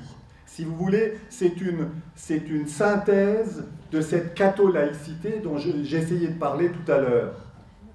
On peut rapprocher cette phrase de celle de Nicolas Sarkozy, à laquelle j'ai fait allusion, que je veux quand même vous rappeler. La laïcité ne saurait être la négation du passé. Ce n'est pas le problème. La laïcité n'a pas le pouvoir de couper la France de ses racines chrétiennes. Elle a tenté de le faire, elle n'aurait pas dû. Vous voyez, c'est la même logique. Et Sarkozy rajoute, dans la transmission des valeurs et dans l'apprentissage de la différence entre le bien et le mal, l'instituteur ne pourra jamais remplacer le curé ou le pasteur. C'est un scandale absolu. Vous voyez, ça n'a rien à voir avec la laïcité. Donc on a des gens qui agitent la laïcité avec un contresens manifeste, ils font l'inverse, et la laïcité, la néo-laïcité qu'ils mettent en œuvre est en fait une laïcité identitaire et discriminatoire.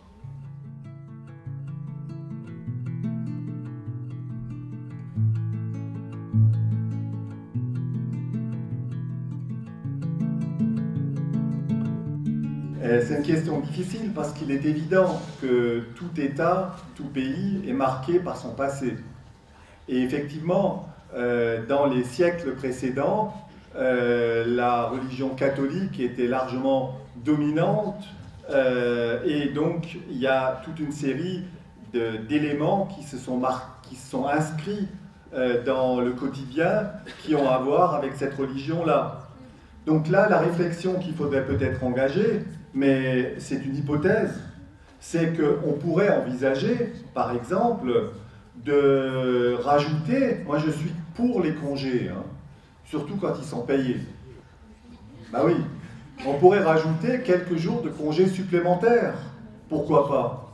Pourquoi pas rajouter 1, 2, 3 jours de congés supplémentaires pour tenir compte des autres religions existantes dans le pays, mais en n'oubliant pas une chose, c'est que la majorité de la population n'est pas croyante dans ce pays.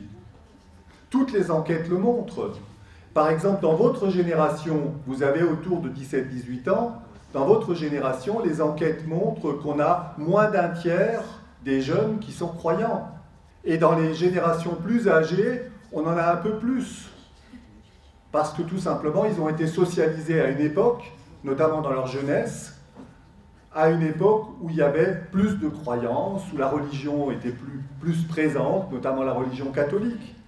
Mais aujourd'hui, et j'insiste sur ce point, il faut se méfier des médias comme de la peste. Les médias diffusent des représentations du monde qui sont souvent très, très problématiques. Si les médias titrent sur les religions matin, midi et soir, ce n'est pas parce que les religions seraient omniprésentes. Au contraire, le phénomène général, qu'il faut certes nuancer, c'est un mouvement de déprise religieuse. Au XIXe siècle, je le rappelais tout à l'heure, il y avait une très forte déchristianisation du monde ouvrier. Mais cette déchristianisation, et d'une manière générale la déprise religieuse, se poursuit. Par exemple, les enquêtes montrent que pour les personnes d'origine algérienne, moins de la moitié sont croyants. Mais ils sont tous supposés musulmans. Vous voyez? C'est compliqué. Après, c'est compliqué comment faire la part entre la culture, qui est plus large, et la religion. Et ensuite, quel est le degré de croyance ou de pratique? C'est compliqué, ces affaires-là.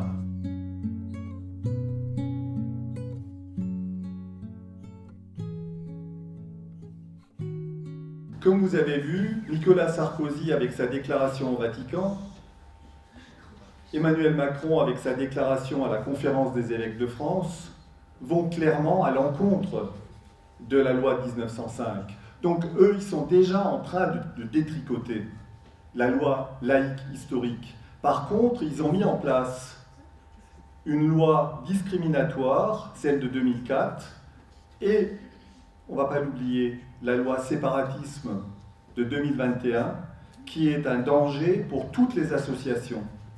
Je voudrais insister sur le fait que la Ligue des droits de l'homme et les associations laïques historiques comme la Libre Pensée ou l'Union rationaliste dénoncent avec vigueur cette loi séparatisme parce qu'elle remet en cause la liberté associative. Et pas seulement la liberté associative d'associations cultuelles, religieuses, notamment musulmanes, mais la liberté associative plus générale. Et là, je me permets de faire un lien avec l'actualité.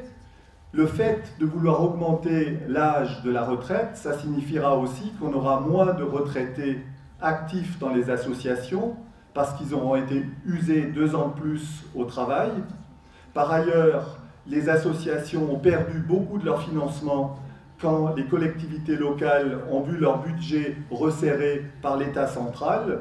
Donc on est en train de porter atteinte à la liberté associative par toute une série de biais.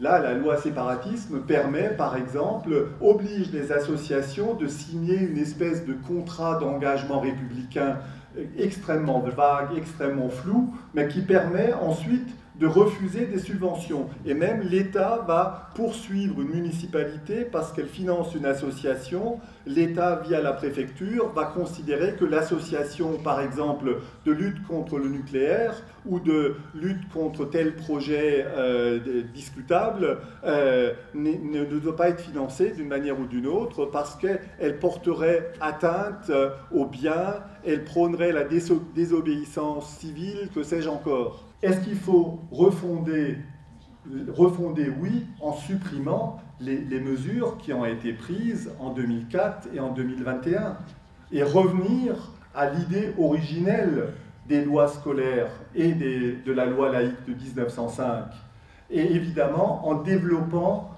toutes les dimensions émancipatrices permettant aux individus de se libérer des normes, notamment des normes religieuses. Mais en aucun cas supprimer la loi de 1905. La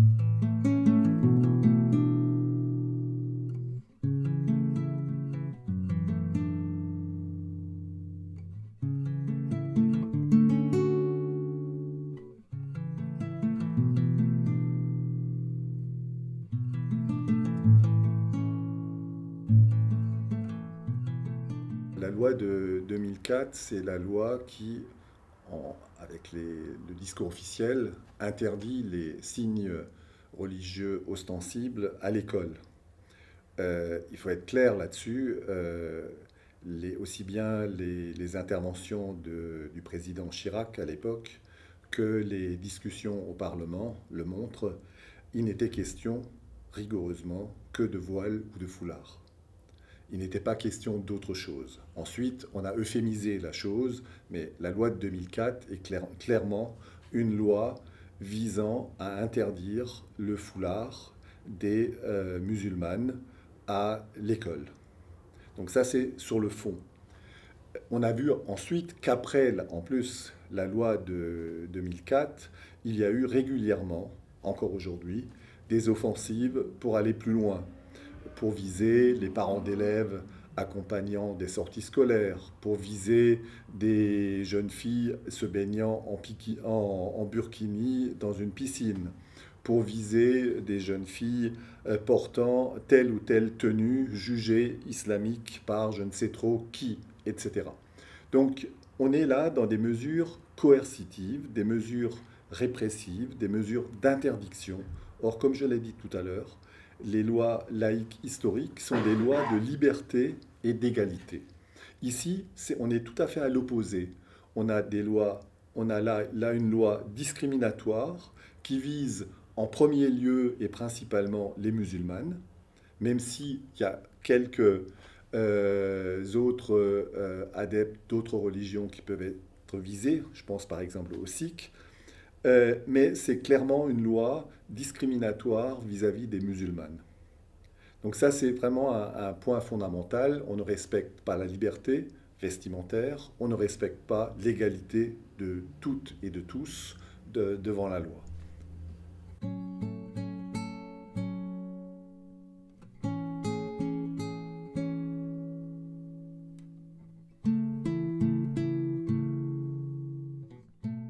Cette loi, fondamentalement, vise à contrôler les associations cultuelles musulmanes, mais de manière plus large, ça permet de contrôler les associations cultuelles en général et quelles que soient les religions, d'où les critiques très fortes qui ont été adressées par d'autres religions par rapport à cette loi.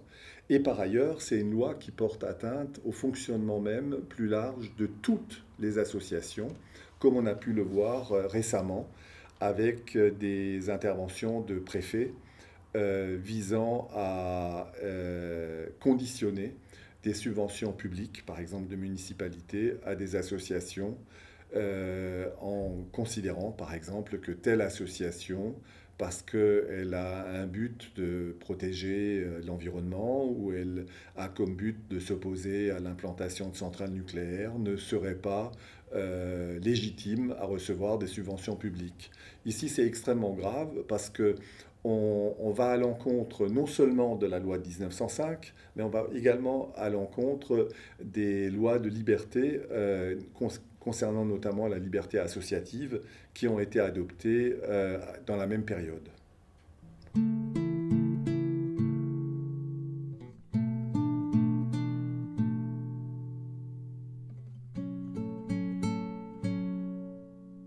Le mouvement vers la laïcité, donc ce processus progressif de laïcisation des États, processus également progressif de sécularisation des sociétés, est un processus qui se développe plus particulièrement dans toute l'Europe après la guerre de 30 ans.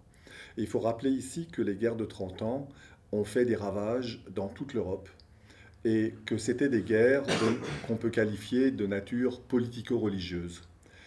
Ces guerres mettaient aux prises, bien entendu, différents types d'États, plus ou moins grands, plus ou moins petits, des alliances entre les uns et les autres. Et le résultat a été un compromis en 1648, compromis qui a remis en cause la toute-puissance de l'Église catholique sur l'Europe. Il y a des États qui sont devenus des États luthériens, d'autres qui sont restés des États catholiques, et d'autres encore qui ont accepté, par la force des choses, la présence de 2, voire de 3 confessions, en fait. Bien.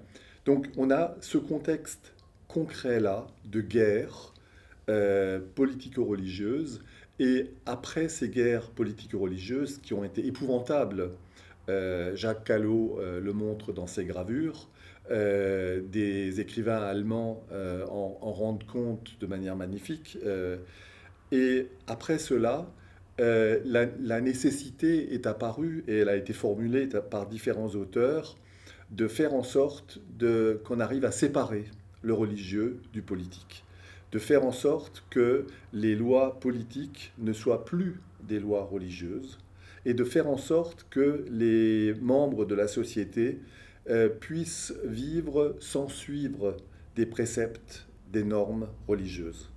Donc ça, c'est un mouvement, et je pense que les philosophes qui ont écrit dans la période suivante ont pris en compte précisément ce désastre considérable de ces guerres de 30 ans, qui a provoqué d'ailleurs une dépopulation importante dans plein de régions d'Europe, et également d'ailleurs la première annexion partielle d'une partie de l'Alsace.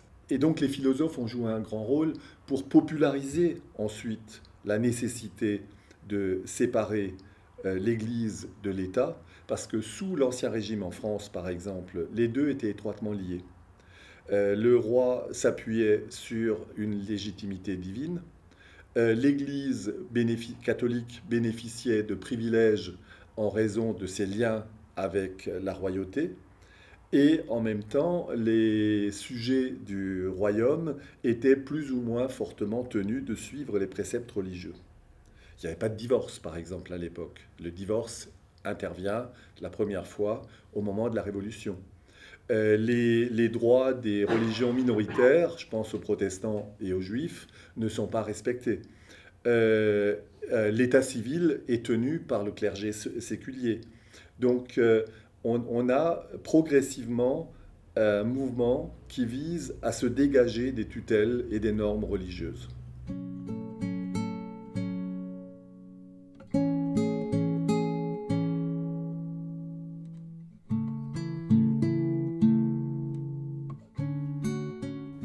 Oui, je suis pour ma part entièrement d'accord avec l'analyse que propose Jean-Fabien Spitz quand il souligne le fait que l'invocation de valeurs de la République pour stigmatiser tel ou tel groupe particulier est plus que problématique. En effet, les valeurs républicaines qui sont invoquées, ce sont des valeurs. Or, des valeurs, on peut y adhérer, on peut les rejeter.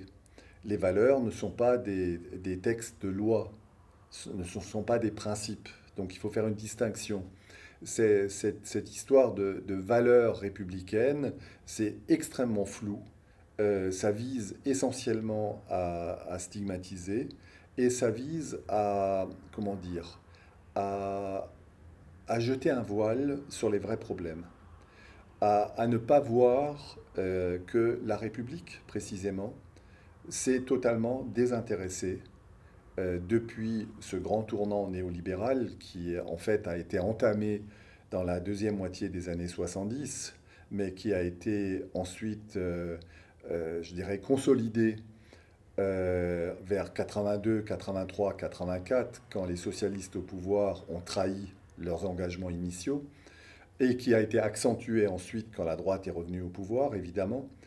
Donc ce tournant néolibéral s'est traduit par une augmentation des inégalités sociales, et l'accent mis sur ce républicanisme abstrait permet de jeter le voile sur la montée des inégalités sociales, sur les mesures de politique publique iniques qui sont prises, par exemple supprimer l'impôt sur les grandes fortunes, comme si ces grandes fortunes n'étaient pas encore assez fortunées. Et il y en a d'autres, ou encore augmenter l'âge de la retraite alors qu'il n'y a absolument pas de nécessité. Tous les économistes sérieux le rappellent. Donc c'est sûr que c'est lié à ça. Donc ce républicanisme est un républicanisme abstrait. On célèbre de manière presque comme dans un catéchisme une république dont on ne voit pas très bien les contours. On oublie que la République a été aussi colonialiste. On oublie que la République prétendait que le suffrage universel était universel alors que les femmes étaient exclues, etc., etc. Donc on sacralise une espèce de République abstraite pour passer à la trappe toutes les questions importantes, répartition des richesses, conditions de travail, fiscalité, droit à l'éducation, droit à la santé. Il suffit de penser à l'état des hôpitaux, penser à l'état des EHPAD à l'heure actuelle. Il y a des besoins immenses qui ne sont pas satisfaits. Par contre, on n'arrête pas d'enrichir les rentiers au niveau international.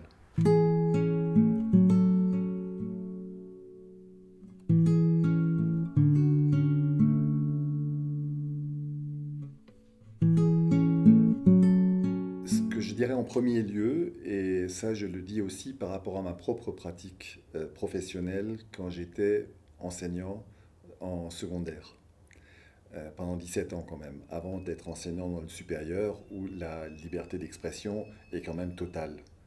Il y a beaucoup de gens qui s'autocensurent, mais ce n'est pas indispensable. Mais y compris dans le secondaire, je pense que ce qui est fondamental, c'est de tenir deux valeurs en tant qu'enseignant. Un, l'esprit critique. 2, la liberté pédagogique. Tenir ces deux valeurs-là, ça veut dire concrètement il n'y a aucune raison qu'on devienne les diffuseurs d'un catéchisme, républicanisme, quel qu'il soit. Par contre, ça peut être extrêmement intéressant d'interroger de manière critique des notions qui sont devenues de plus en plus confuses, comme la notion de laïcité. Par exemple, revisiter le processus qui a conduit dans les années 1880 et en 1905 aux principales lois laïques en France. Quel a été ce processus? Quels étaient les objectifs? Quel était le contenu des lois qui ont été adoptées? Et à ce moment-là, on voit bien la contradiction qu'il y a entre ces lois historiques et la loi de 2004, qui est fondamentalement une loi d'une autre nature. Cette loi, d'ailleurs, a été votée après l'adoption, la présentation du fameux rapport Baroin sur la laïcité, qui en fait, défendait une toute autre idée de la laïcité que la laïcité historique, vu que le rapport Baroin défend une laïcité de type identitaire et qui, conforte en quelque sorte le tournant vers la catholaïcité qui était largement entamé depuis des décennies. Mais par-dessus le marché, on double ce tournant vers la catholaïcité par la mise en place de dispositions discriminatoires visant les tenants, surtout les tenantes, d'une religion minoritaire, pour mettre des entraves à leur liberté vestimentaire. Et il me semble particulièrement scandaleux qu'un État oblige ou interdise quelque vêtement que ce soit. C'est la raison pour laquelle, déjà, je faisais un parallèle entre la France et l'Iran. L'Iran oblige le voile, c'est évidemment condamnable. La France l'interdit, c'est tout aussi condamnable. Les États n'ont pas à intervenir dans la liberté d'aller et venir, de se vêtir des femmes. En plus, ce sont des lois qui visent spécifiquement les femmes, comme si les États devaient prendre des positions par rapport à la manière dont les femmes sont vêtues.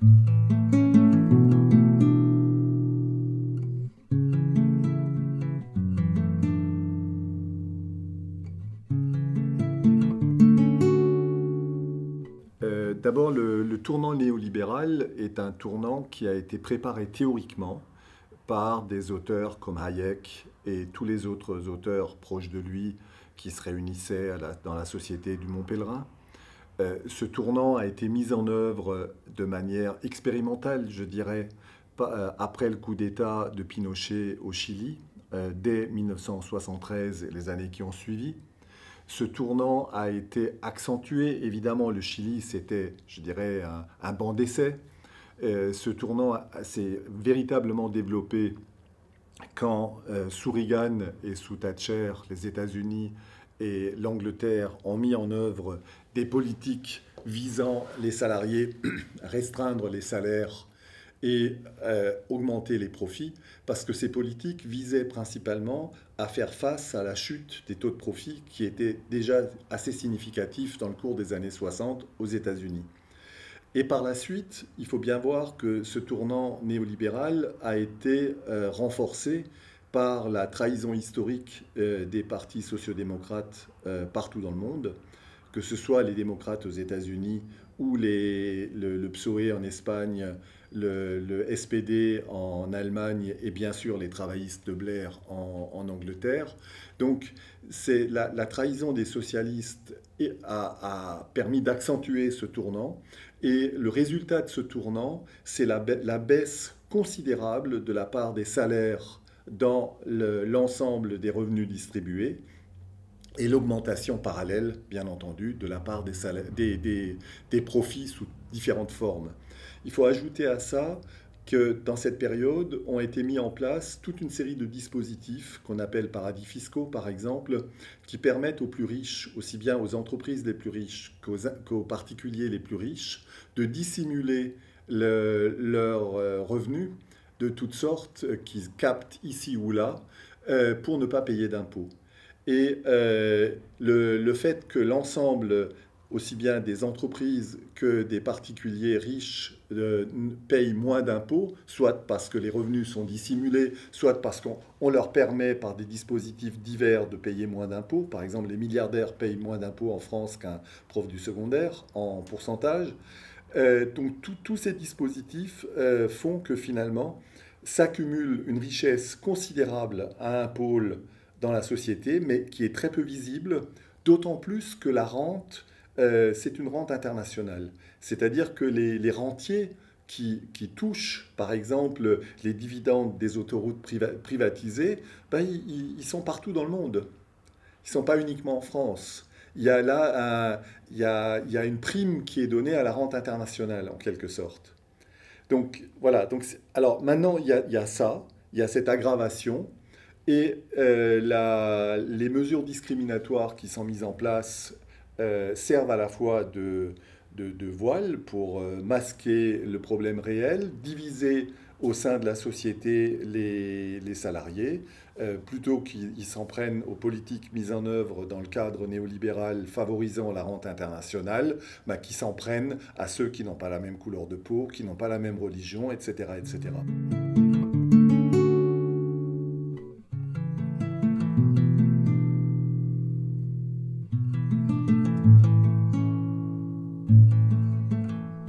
Il est tout à fait clair que la loi de 2004 a été l'aboutissement de campagnes de presse répétées menées pendant une quinzaine d'années. Évidemment, il y avait des moments forts de cette campagne de presse, des moments plus faibles. Mais c'était une campagne de presse permanente. Ça a pu être démontré largement par un tas d'auteurs. Mais à cela, je voudrais quand même dire que ce n'est pas quelque chose de nouveau, malheureusement. Les médias, évidemment, sous des formes différentes selon les époques, ont, depuis le début, été dans les mains de manière massive des gens de pouvoir et des possédants. C'était déjà le cas sous le Second Empire, même si c'était que des journaux quotidiens ou hebdomadaires, même s'il y avait aussi des journaux qui allaient à l'encontre de cela, mais on les interdisait, on les empêchait un maximum. Et à l'heure actuelle, c'est particulièrement clair. Les quelques rares quotidiens nationaux qui restent défendent à un chouïa près des positions proches, Pour les hebdomadaires, n'en parlons pas. Ce sont d'abord des porte-publicités et ensuite on a le même type de discours creux. Dès qu'on a une pensée un peu critique, elle a du mal à être publiée. La presse dominante obéit à un calendrier, à des thèmes. Il y a des thèmes qui ne passent pas. C'est clair.